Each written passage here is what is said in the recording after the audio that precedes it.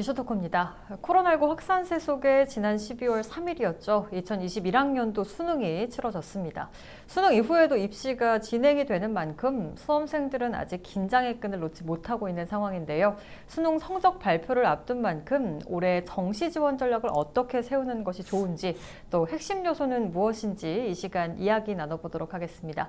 김윤수 입시연구소장과 함께합니다. 안녕하십니까? 네, 반갑습니다. 네, 반갑습니다. 지난 12월 3일에 이제 수능이 치러졌고 이제 네. 입시를 이제 학생들이 준비를 하고 있습니다. 네. 관련한 이야기를 좀 나눠볼 텐데요. 사실 이번에 코로나 때문에 수능 보는 수험생들에 대한 걱정들이 좀 컸습니다. 본인들도 긴장도 좀 많았을 텐데 이번 수능은 좀 어땠다고 좀 분석을 좀 하십니까?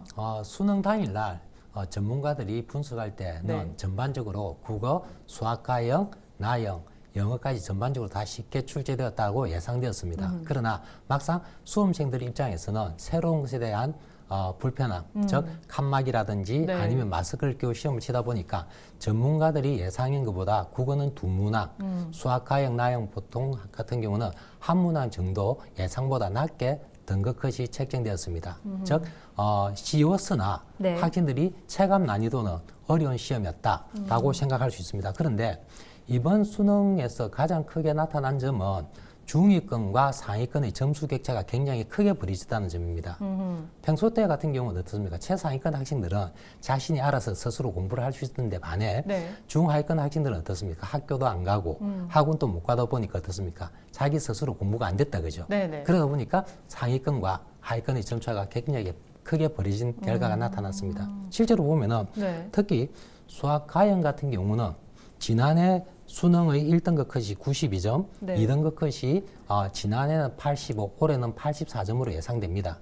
하지만 3등급은 지난해 80점보다 5점 낮은 75점이 예상되고 4등급 컷은 70점에 비해 6점 낮은 64점으로 예상됩니다. 즉 최상위권 학생들은 1, 2등급 컷은 거의 비슷했으나 네. 중하위권으로 가면 갈수록 그 점수가 더 크게 벌어지는 것은 최상위권과 중위권, 하위권 간의 점수 격차가 굉장히 벌어졌다.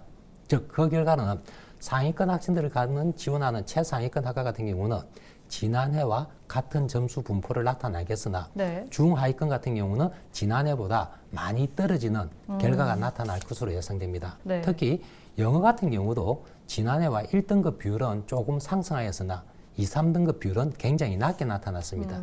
그만큼 중상위권의 점수 격차가 더 많이 벌려졌다. 다른 해보다 그렇게 나타나고 있습니다. 네, 알겠습니다. 어쨌든 수능 시험은 끝났지만 이제부터 시작이다라는 또 네. 말도 있지 않습니까? 이제 입시 일정이 계속 남아 있는데 2021학년 대입의 주요 일정도 좀 짚어주시죠.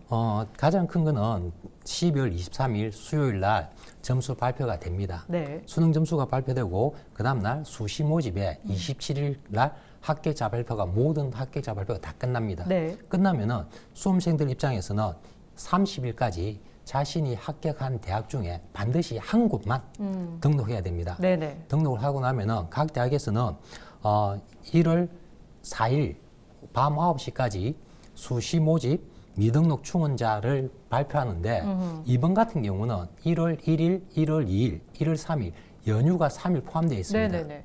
연휴가 포함되어 있다 보니까 각 대학에서 빠르게 움직이지 않으면 수시 충원자를 확보하기 쉽지 않다 보니까 네네. 전년보다 수시율 인원수가 굉장히 늘어날 것으로 예상됩니다. 그러다 보니까 수험생 입장에서는 1월 5일 날 각 대학에서 발표하는 수시이월 인원수를 반드시 확인할 필요가 있고 네. 그러면 수시이월 인원이 되고 난 다음에는 1월 7일부터 1월 11일까지 정시 모집 원서가 접수되는데 네네. 각 대학마다 원서 접수 기간이 다 다릅니다. 네. 서울대 같은 경우는 1월 7일부터 1월 9일까지 원서 접수를 하고 부산에 있는 지방대학들 같은 경우는 보통 1월 11일까지 하는데 네. 원서 마감 시간이 오후 5시인 대학도 있고 6시인 대학도 있고 네네. 밤 12시인 대학도 있습니다. 네네. 그러니까 자신이 지원하는 대학의 원서 접수 기간과 점수 마감 시간을 반드시 확인해야 됩니다. 보통은 뭐 6시라고 생각하는 그렇죠. 학생들도 많을 텐데 예. 오히려 5시에 마감이 될 수도 예. 있고 또 자정까지 할 수도 있으니까 정말 원서 마감 시간을 꼭 체크를 해야 됐고 수시 같은 경우는 수시 보는 친구들 같은 경우는 2월 인원이 얼마나 되는지 네. 내가 충족을 하는지 이런 부분도 미리 좀 체크를 하는 게 좀 관건일 것 같습니다. 또 정시 모집 같은 경우는 이제 대학별로 좀 특징도 다르고 이렇게 모집하는 것도 다르고 이런 특징이나 변수를 좀 파악하고 있는 게 중요할 것 같은데 일단 올해 정시는 좀 어떤 특징을 가지고 있습니까? 올해 정시는 실제 2022학년도부터 정시 모집이 확대되는데 그 기조에 맞춰서 네. 전국적으로 정시 모집은 0.6%가 늘었고 서울의 주요 대학 같은 경우는 1.2%가 증가했습니다. 네네. 정시 모집이 증가했다는 것은 그만큼 수능의 영향력이 커졌다는 거죠. 네네. 또 그리고 지난해 같은 경우는 건국대, 동국대 같은 경우는 학생부를 갖다가 10% 반영하였습니다만은 올해는 수능 100%로 모집하고 네. 그런데 일부 대학, 즉 한양대, 나군 같은 경우는 학생부를 10% 반영합니다. 네. 그러나 실질 반영률도 얼마 안 되고 하지만은 정시 모집 같은 경우는 0.1점으로 당락이 결정되므로 네. 수험생들 입장에서는 자신이 지원하는 대학의 학과에 과연 학생부가 어느 정도 반영되고 자신의 유불리를 반드시 확인해야 될 것으로 보입니다. 네. 지난해하고 또 차이 나는 건 뭐냐면은 영역별 반영 비율이 서강대, 이화여대, 한국외대, 홍익대 등은 변화되었고 또 영어 등급간 점수 변화도 성균관대, 중앙대, 한국외대, 동국대 등은 지난해보다 등급간 점수차를 변화시켰습니다. 그러니까 변화된 점을 다시 한번 확인하고 자신의 등급간 점수 또 그걸 확인하여 그 대학의 유불리를 확인해야 돼야 되고 또 하나 더 따진다면 지난해보다 결실이 굉장히 증가했습니다. 네네. 학력 인구가 감소하였고 결실률 증가로 비해서 지난해보다 약 5만 8천여 명이 수험생이 감소하였습니다. 그러면 5만 8천 명이 감소했다 소리는 어떠냐면은 수시 모집에 최저 충족 인원이 감소됩니다. 네네. 1등급 같은 경우는 4%가 주어지는데 예를 들어서 6만 명이 감소했다고 치면은 6만 명의 4%인 2,400명이 감소했고 네. 2등급까지는 11%가 주어지는데 6만 명 같으면 6,600명이 감소한다 그죠? 그렇죠. 그럼 3등급은 23%가 주어지니까 어떻습니까? 6만 6천 명에 6만 명이 23% 같으면 약 12만 명 정도가 감소하다 보니까 네. 수시 모집에서 체제를 충족시키는 학생 수가 감소할 것이다. 그렇죠. 그럼 감소하면 어떻습니까? 정시로 정시로. 일을 하는 수록 이 학생 수가 증가할 것이다. 그러다 보니까 사실 수시에서 좋은 결과를 얻지 못했다 손치더라도 네. 정시 이후 인원수가 많다 보니까 정시가 조금 더 편한 정시가 될 것이다. 그러니까 수시에서 좋은 결과가 없는 학생들도 너무 낙담할 필요는 없을 거로 보입니다. 네. 그러니까 수시에서 어떻게 좀 좋은 결과 못 얻어도 빠르게 이제 정시를 어떻게 네. 대처할 것인가를 빨리 계획을 세우는 게 참 중요할 것 같다라는 생각이 듭니다. 그렇다면 이 수험생들이 꼭 알아야 될 정시 지원의 핵심 요소는 어떤 것이 있을까요? 저는 제가 봤을 때는 가장 중요한 것은 수험생들의 마음가짐이라고 봅니다. 수험생들의 마음가짐이 어떤 거냐면은 네. 사실 올해 같은 경우는 모든 학생들이 다 똑같은 상황에서 똑같은 상황에 시험을 치다 보니까 네. 자신만 못 치다라는 생각보다는 모든 학생이 다 같이 못 친 겁니다. 네. 그러다 보니까 수험생들 입장에서는 자기 자신의 결과를 받아들이고 그럼 이 결과를 가지고서 내가 대학을 진학할 것이다. 아니면 올해 아쉬워서 한 해 더 할 것이다. 라는 결정을 먼저 내리고 네. 그러면 만일 뭐 나는 한 해 더 할 것이다. 라고 결정을 내린다면 그냥 2무 1패 정도 아니면 나는 올해 꼭 대학을 가겠다. 라는 생각을 가진다면 2성 1패 전략 아니면 2성 1무 전략으로 원서를 작성하는 게 맞지 않나 싶습니다. 또 수험생들 입장에서 제일 크게 생각해야 될 것은 네. 과연 나는 대학을 보고 학과를 선택할 것이냐 대학을 선택할 것이냐 아니면 학과를 선택할 것이냐 물론 많은 대학들이 복수 전공이나 네. 전과 제도가 있어서 그 대학을 가서 2학년 올라갈 때 전과를 한다든지 아니면 복수 전공의 기회가 많습니다만 네네. 실제 학생들 자체가 중도 탈락률이 뭐 거의 한 7, 8% 됩니다. 그러다 보니까 애시당초 자신이 하고 싶은 학과를 먼저 선택하든지 아니면 대학을 선택할 것인지 미리 결정하는 것이 하나의 방법이고 네. 또 학생들이 대학을 선택함에 있어서 가장 중요한 거는 그냥 전년도 결과만 보지 말고 최년, 건 5년간의 결과를 보라는 겁니다. 실제 부산대 같은 경우 지난해 윤리교육학과 같은 경우를 보면 네. 어떠냐면은 평소 때는 10% 내외 즉 전국 등수로서 말했을 때는 한 3만 5천 등 정도가 합격하는 과인데 네. 지난해에는 경쟁률이 낮다 보니까 실제 한 30% 선에서 합격선이 잡혔습니다. 그러면 만일 이 학생이 전년도 결과만 보고 내가 25%니까 아니면 20%니까 올해도 지원하면 되겠다라는 생각은 잘못된 생각이다. 그죠? 네네. 그렇기 때문에 최근 5년간 경쟁률이라든지 아니면 합격자 평균 변화라든지 아니면 추합이 어떻게 돌아가는지 그런 자료를 확인하는 것도 하나의 방법입니다. 그리고 네. 조금 전에서도 말씀드렸지만은 영어의 등급간 점수차 네. 또는 영역별 반영 비율 같은 경우를 학생들이 반드시 확인해 주라는 겁니다. 실제 부산대 같은 경우는 어떻습니까? 국어가 인문은 30% 반영 비율이 높은 편이고 자연계는 수학이 30%로 높은 편입니다. 그렇기 때문에 수학을 잘하는 학생 같은 경우는 자연계, 부산대 자연이 유리할 수도 있고 또 국어를 잘했다. 그럼 국어 반영 비율이 높은 대학을 선택해야 되겠다. 그죠? 그리고 서울대 같은 경우는 어떠냐면은 영어 등급간 점수가 0.5점밖에 안 됩니다. 네네. 그러면 1등급과 2등급 차이가 0.5, 2등급과 3등급도 0.5점이 되다 보니까 네. 1등급과 3등급 간의 점수차가 1점밖에 안 납니다. 그렇죠. 조금 더 심하게 말하면 5등급까지도 점수차가 2점밖에 안 납니다. 그 말은 탐구 영역에서 2점짜리 한 문제 맞추면 영어 5등급 학생도 서울대 합격할 수 있다는 소리죠. 네네. 실제 전년도 같은 경우도 뭐 영어를 4등급 받고도 서울대 합격한 학생도 있고 그런데 만일 영어를 4등급 받은 학생이 거꾸로 부경대나 거기는 점수가 크다 그죠? 네, 그렇죠. 점수가 큰 대학 가면 어떻습니까? 떨어질 수밖에 없고 그렇죠. 그렇기 때문에 영어를 못 본 학생 같은 경우는 어떻습니까? 등급간 점수가 낮은 대학을 영어를 잘 본 학생은 어떻습니까? 등급간 점수가 큰 대학을 지원하는 것이 하나의 방법이라고 생각합니다. 네, 이제 23일에 수능 성적이 발표가 되는데 수능 성적이 발표되기 전에도 사실 가채점을 통해서 아이들이 어느 정도 내가 점수를 맞았구나를 알고 있지 않습니까? 네. 발표 이전과 성적 발표 이후에는 좀 어떻게 다르게 전략을 세워야 하는 게 맞습니까? 실제 가채점 결과와 실제점 차이는 네. 최상위권 학생은 똑같습니다. 차이가 없는데 반해 네네. 중하위권을 가면 갈수록 그 차이가 더 벌어질 수밖에 없습니다. 네네. 왜 그러냐면은 학생들 입장에서는 물론 뒷면에 수험표 뒷면에 다 적어놓은 학생은 정확하지만은 일반적인 학생들이 못 적어놓은 학생들 같은 건 어떻습니까? 항상 채점할 때는 자기한테 유리하게 채점하다 보니까 실제 그 점수가 클 수밖에 없습니다. 네네. 그런데 일단 그 점수가 크든 안 크든 나타난 결과를 받아들이고 그 결과를 이제 어떻게 가공해서 자신한테 가장 유리한 것이 될 것인지 네. 확인해 줘야 되지 않을까 싶습니다.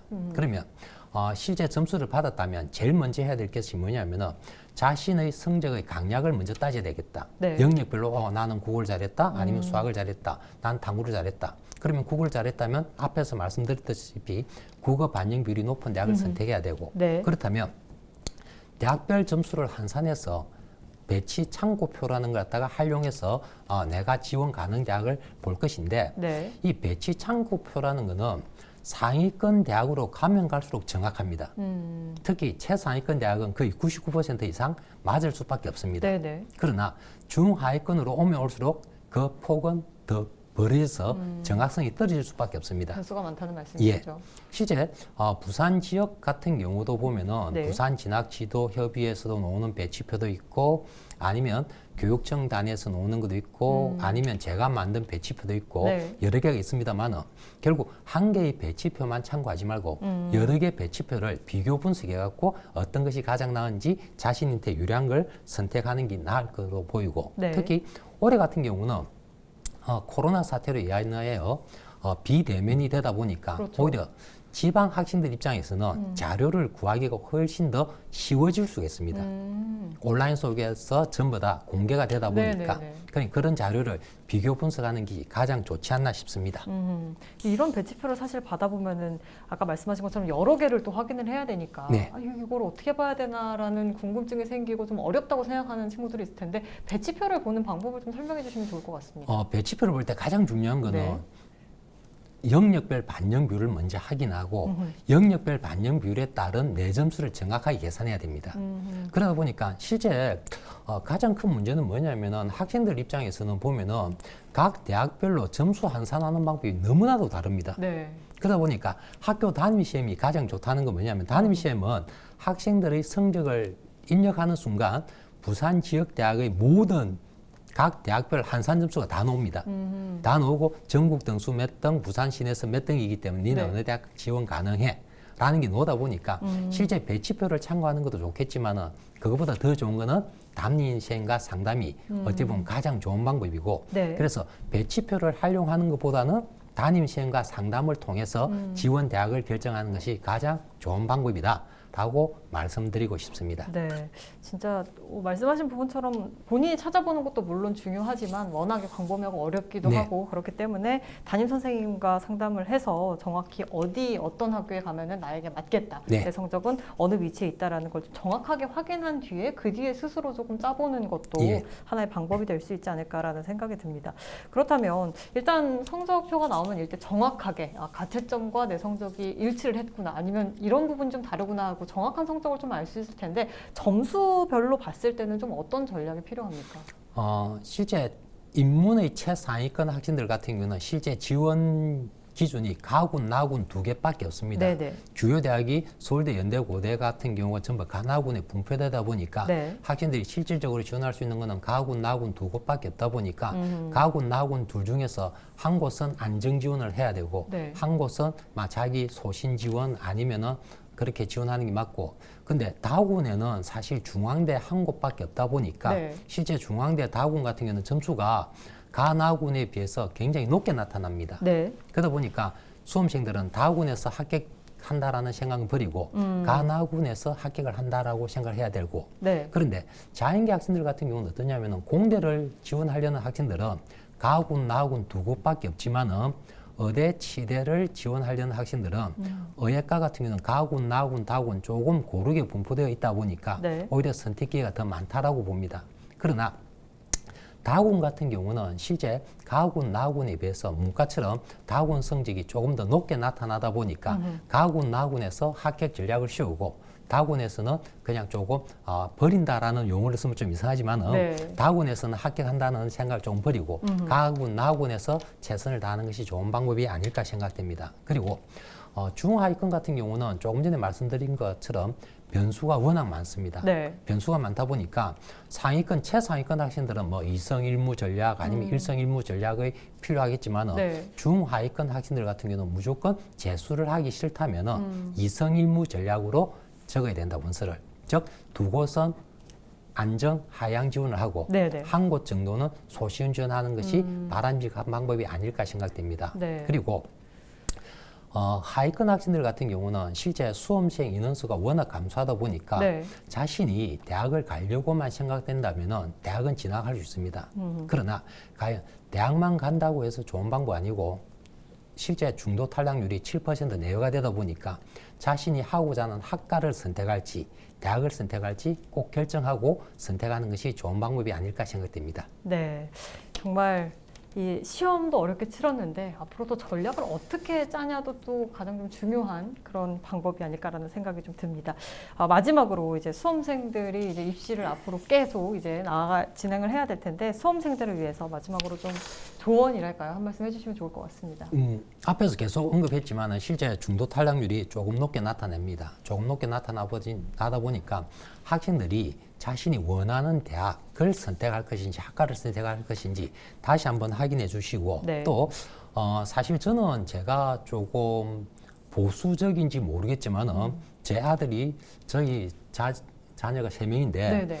저 애들 보고 한 이야기는 인서울대학은 서울대, 연대, 고대, 한양대까지는 보내준다 그랬고 커트라인이 너무 좁은 네. 거 아닙니까? 네. 그 밑에 대학은 지방대를 가라 그랬습니다. 실제 지역 인재 전형이라고 해서 네. 기업체에서 지방 혁신 도시로 내려온 곳에서는 30% 이상을 지역 인재 전형으로 뽑고 있습니다. 네. 그러다 보니까 부산대 출신 학생들이 그곳으로 들어가는 곳이 굉장히 많다 보니까 실제 지역 인재 전형을 갖다가 하긴 한다면은 네. 결국 대학 선택도 취업이란 측면에서 봤을 때는 지방대를 선택하는 것도 하나의 방법이지 않을까 싶습니다. 네. 그리고 과연 10년 전에 우리의 모습과 현재 모습, 10년 후의 모습은 어떻게 바뀔지 대학을 선택할 때는 학과를 선택할 때는 그것도 반드시 확인해라는 겁니다. 학생들은 지금 당장의 뭐 인기 있는 과 학과를 선택하는 것보다는 과연 10년 후에는 어떤 학과가 아니면 어떤 분야가 우리 세상을 이끌어 나갈 것인지 그런 것도 확인하고 학과를 선택하는 것이 가장 현명한 방법이 아닐까 생각됩니다. 네, 오늘 말씀 여기까지 듣겠습니다. 네, 감사합니다. 고맙습니다.